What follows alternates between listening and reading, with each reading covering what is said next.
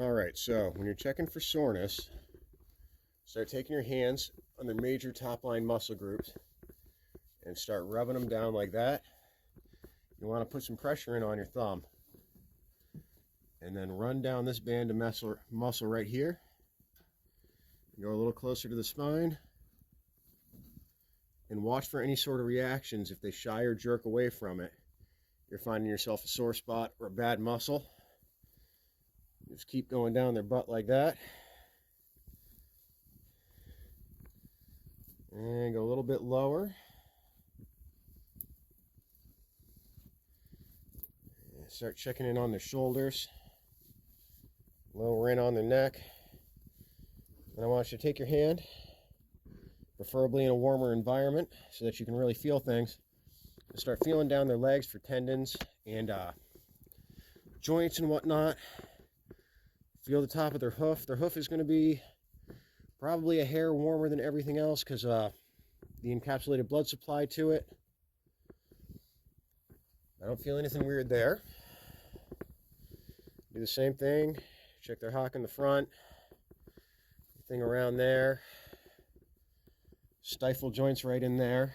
That's basically their knee joint. And just feel for any heat, swelling, inflammation, something that feels odd. And then repeat that on the other side.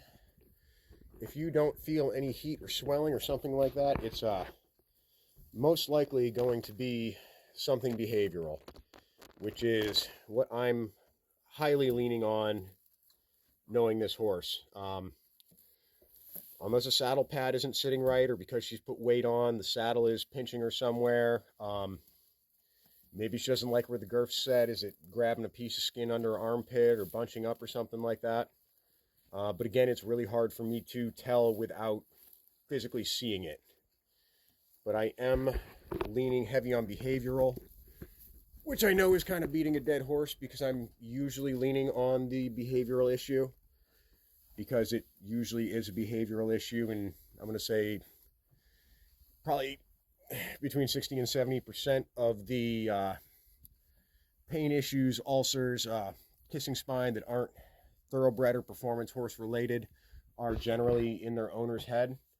Not to say something like an ulcer can't be present, but it usually won't cause the kind of pain that you would get the response that you're getting out of, and it would be happening at more than just a canter.